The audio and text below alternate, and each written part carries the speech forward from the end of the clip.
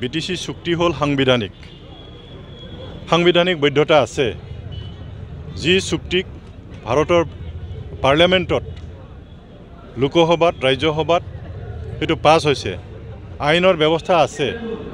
আইনৰ আওতাত আহিছে গতিকে হেতু আমাৰ কাৰণে বহুত গুৰুত্বপূৰ্ণ আইনগতভাৱে এতিয়া আমি সুৰক্ষিত গতিকে এনেকুৱা চুক্তিক যদি সন্মান যদি আমি নিদিও তেতিয়া হলেতো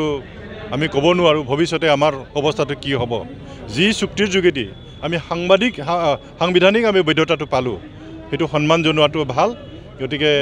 যিসকল কৰা নাই তেওঁলোকে আসলতে বিটিসি চুক্তিৰ যিখিনি মূল্য হেতু তেওঁলোকে বুজি পোৱা নাই যেটো আমি সাংবিধানিক ৰক্ষা কবচ যেটো কোৱা হয় সেই চুক্তিৰ যোগেদি সেই কবচটো আমি পাইছো আৰু এতিয়া বিটিসি অঞ্চল সুৰক্ষিত 23তম বদলেন একৰ্ড ডে আৰু সেই একৰ্ড ডেটো আমি প্ৰতিটো জিলাত আমাৰ কেন্দ্ৰীয় কমিটিৰ নিৰ্দেশ মতে আমি অনুষ্ঠিত কৰিছো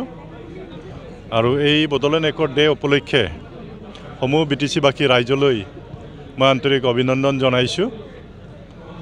আৰু এই বদলেন চুক্তিৰ আগত যি আমাৰ এটা ডাঙৰ আন্দোলন হৈছিল এই আন্দোলনত যিসকল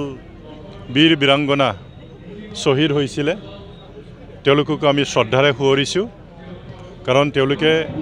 নিজৰ জীৱন বলিদান নিদিয়া হেতেন হয়তো আজি এনেকে একৰ্ড ডে আমি অনুষ্ঠিত কৰিবৰ কাৰণে সুযোগ আৰু সুবিধাটো আমি নাপালো হেতেন এটো আমাৰ কাৰণে গৌৰৱৰ কথা কিন্তু অতি দুৰ্ভাগ্যৰ কথা যে এই বিটিসি চুক্তিৰ দ্বাৰা বিটিসিখন চলাবৰ কাৰণে যিখিনি ব্যৱস্থাপনা সেই ব্যৱস্থানৰ যোগেদি বৰ্তমান প্ৰমোদ বড়ো ডাঙৰীয়াৰ নেতৃত্বৰ যি চৰকাৰ ইউপিপিএল আৰু বিজেপি চৰকাৰ সেই চৰকাৰখনে আজিৰ দিনটো তেওঁলোকে উদযাপন কৰা নাই হেতু আমাৰ বিটিসিবাসী ৰাইজৰ কাৰণে অতি দুৰ্ভাগ্যৰ কথা কাৰণ বিটিসি চুক্তিৰ যোগেদিহে বিটিসি শাসন কৰিবৰ কাৰণে এই ব্যৱস্থাটো আমি পাইছো গতিকে এই চুক্তিৰ দিনটো আমাৰ কাৰণে বহুত গুৰুত্বপূৰ্ণ কথা আৰু বিশেষকৈ এই চুক্তিৰ যোগেদি যি বিটিসি হল আৰু বিটিসি হোৱাৰ পিছত 17টা বছৰ আমাৰ হাগ্ৰামা মহিলাৰী ডাঙৰীয়াৰ নেতৃত্বত যি চৰকাৰ এই চৰকাৰখনে আমাৰ বিটিসি অঞ্চলত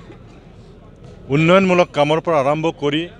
বিভিন্ন জাতি জনগোষ্ঠীৰ মাজত সমন্বয় সৃষ্টি কৰা আৰু বিটিসিত শান্তি স্থাপন কৰা লক্ষ্যৰে আমি কাম কৰিছিলো আজি বাস্তৱ ক্ষেত্ৰত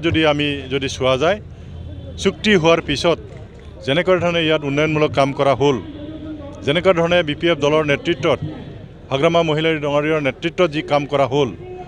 যথেষ্ট উন্নতি হৈছে শান্তি আহিছে আৰু বিভিন্ন জাতি জনগোষ্ঠীৰ মাজত সমন্বয়টো আহিছে গতিকে এই চুক্তিটো আমাৰ কাৰণে বহুত গুৰুত্বপূৰ্ণ কথা আৰু সেই কাৰণে আমাৰ বিপিএফ দল এই চুক্তিটো আমি এই একৰ্ড ডে হিচাপে আমি এটো অনুষ্ঠিত কৰিছো আৰু মই ভাবো আমাৰ বিপিএফ দল সদায় এই চুক্তিক আমি সন্মান দি আহিম ভৱিষ্যতেও আমি সন্মান জনাম আৰু মই আশা ৰাখিছো বিটিসিবাসী ৰাইজে এই একৰ্ড ডেটো গুৰুত্ব সহকাৰে ল'ব আহি থকা দিনবোৰত বিটিসিত আৰু বহুত কাম কৰিবলগীয়া আছে আমাৰ মাজত যি ভুল বুজাবুজি আছে হেতু আমি ঠিক কৰিব লাগিব যি বাকি অনুষ্ঠান প্ৰতিষ্ঠান ইয়াত আহিবলগীয়া আছে সেইবিলাকো আমি আনিব লাগিব গতিকে মই আৰু দীঘলীয়া নকম গতিকে আকৌবাৰ শুভেচ্ছা জনাইছো আমাৰ বিটিসি অঞ্চলটো উন্নতি হওক শান্তি সম্প্ৰীতি অটুট থাকক মই তাকে কামনা কৰিছো বৰ্তমান চৰকাৰৰ কথাটো আমি সকলোৱে জানো এটো আৰু মই ভাবো মই কোৱাৰ কোনো প্ৰয়োজন নাই